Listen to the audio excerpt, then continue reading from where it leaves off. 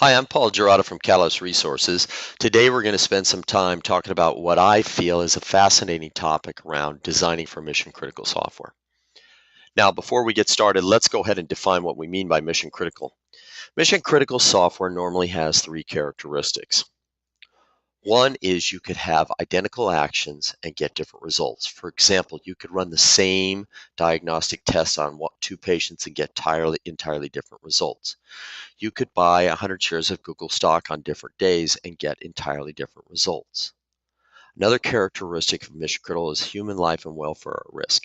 And the third one is typically there's significant financial impact or risk. Now, the approach we're going to take today is we're going to look at design principles for mission critical software around some human behavior models that are very common and prevalent in emergency and disaster response situations. So what happens to people, to the brain in high stress situations? Humans behave in a fight or flight mode. And there's a small part of the brain, the hypothalamus, that's about the size of an almond, that is responsible for triggering these fight or flight or freeze modalities. They block or slow learning, they reduce teamwork, they reduce change, they help people understand if they are safe. And what happens is there is a proven behavior model that people work through in an emergency or high stress situation. It's called the survival arc. It's got 4 different stages to it: detection, disbelief, deliberation, and action.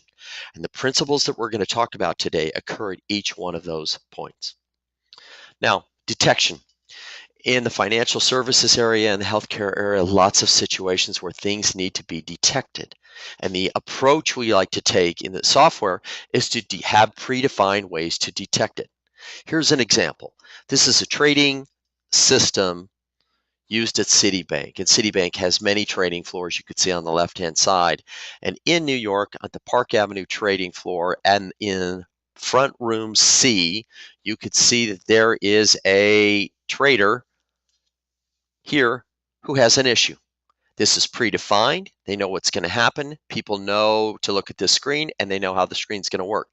And it signals those events and alerts early so that people can respond to them.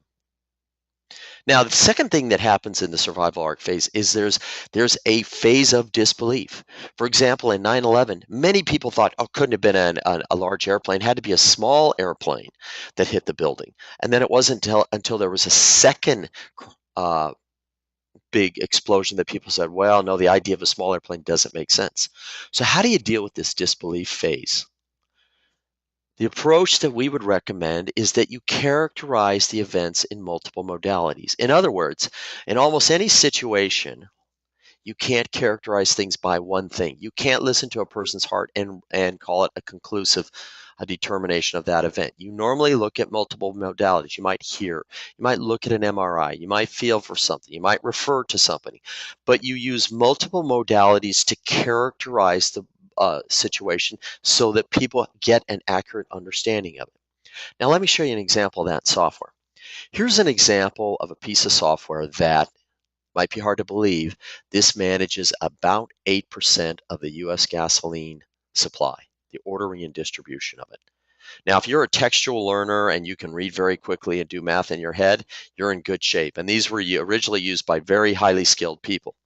Now, when the software was redesigned to be more accessible by people that didn't have such high skill levels, we used this approach in multiple modalities. So there were alerts that sounded when a tank needed to be refilled. We presented the numerical information so that people knew what to do, and we highlighted exactly where it was. We also gave them a visual indication of exactly what the fluid level was in the tank, so that people could quickly characterize the situation and either place an order by filling in some numbers if that worked well for them, or they could just grab this bar and drag it up to the appropriate level. Deliberation. Deliberation is the third phase. It's a key phase. In times like 9/11 or Sandy, people deliberate. There are two things that happen. They're deliberating on what their plan of action is, and they're deliberating for a certain period of time. The successful people deliberate and come up with the right amount of time, and they deliberate in the right length of time. Deliberation is the one phase where collaboration normally is key. In 9/11, about 66% of the people who survived talked to two or more people as they were determining what they want to do. So in this phase, what we want to encourage in our software is collaboration. Here's an example of a mission critical piece of software. It's evaluating tissue samples, and so you're looking at a breast sample, and on the left hand side is a stained tissue sample. Those dark spots are potential areas of cancerous cells. Now, in the software, you've got a pathologist and a radiologist and oncologist who can contemplate and collaborate on what the plan of action is. Action. Keep in mind that when you have software that is addressing mission critical situations, people's learning is slowed. They need predictability. They need to have something that's easy to do. So how can you do that? One of the ways to do it is to use real world models that people relate to.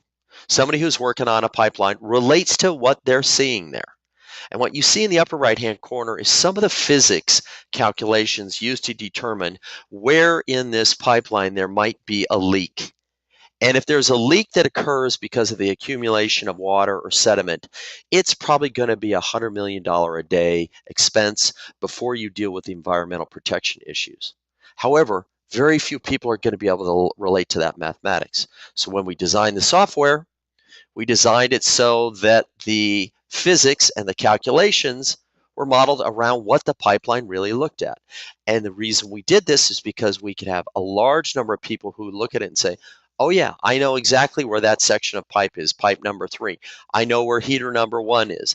I know where the cooler is. And they could bring forward previously patterned expertise that they could immediately put to work. So effectively, they were already trained to use this, and it was much more simplified. So the survival arc is one of many ways, one of many tools you could use to design mission critical software. If you've got a mission critical piece of software, you'd like to learn more about it, feel free to give us a call. Thanks very much.